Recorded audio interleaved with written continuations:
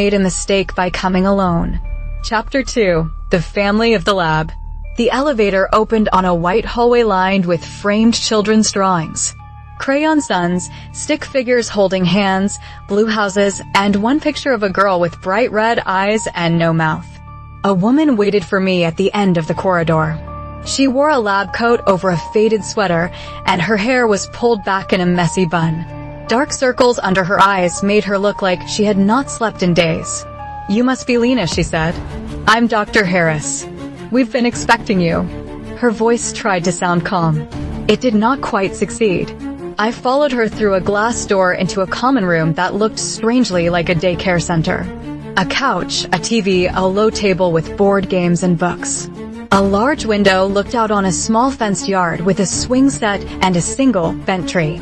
2 more people waited there, a tall man with a shaved head and kind eyes, who introduced himself as Dr. Patel, and a younger woman with bright hair and tattoos that disappeared into her sleeves. She was the behavioral specialist, Mia. I shook each hand, taking in the room. On the coffee table, someone had left a half-finished sketch of the forest outside, drawn in perfect detail. Every branch and leaf was there, too exact to be the work of a child. Behind the glass in the far wall was another room, smaller, with a simple bed, a desk, and shelves full of books. It looked like a contained bedroom. "Where is she?" I asked. "At the moment, in containment," Dr. Harris said. "For everyone's safety." I let the words hang in the air. "What exactly happened?" I asked. They traded looks. Dr. Patel cleared his throat. "Maybe it's better if you see the footage first." We moved into a small control room with several monitors.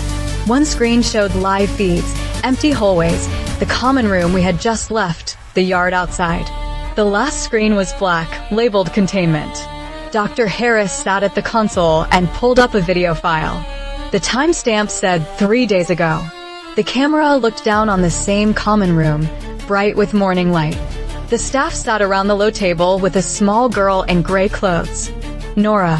Even from above, I recognized her from the photo in the file. Pale hair, sharp eyes. She laughed at something Mia said. It seemed normal. "This was during a routine breakfast," Mia said quietly behind me. "We had just finished a cognitive test." On the screen, Dr. Patel stood up, collected plates. Nora reached for the orange juice, knocked over a glass accidentally. It spilled across the table, toward the edge. Mia grabbed some napkins, smiling, saying something I could not hear. Nora froze. Her eyes flicked to Mia's hand, then to the mess. Her expression went blank in a way that made the hairs on my arms stand up.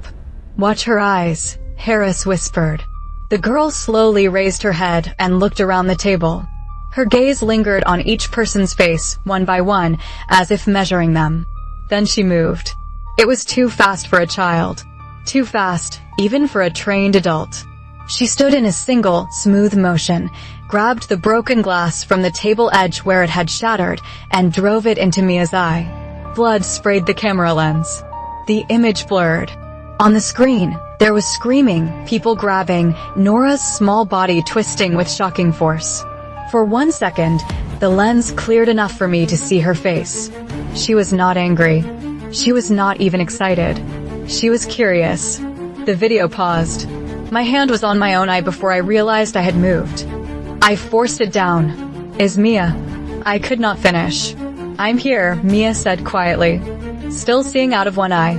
She tapped the patch over her left eye with a bitter smile. "Lucky, I guess." Lucky was not the word I would have used. "Has she shown violence before?" I asked. Dr. Patel shook his head too quickly. "No, never. She's always been gentle, playful, empathetic. Empathy that can be turned off," I said. "Just like that." "She apologized," Harris said. "Right after. Over and over. Said she didn't know why she did it. Said she wanted to see what would happen, but that she was sorry." "That's not comfort," Mia muttered.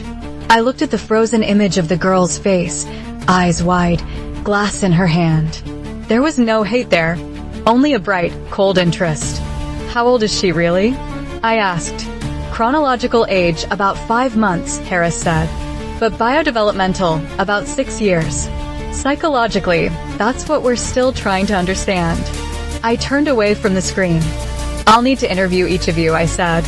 And then I want to see her. You should know, Patel said, she keeps asking for you. Not by name, but she knows someone is coming. She says she can feel it. A chill went down my spine. How can she know? I asked. No one answered.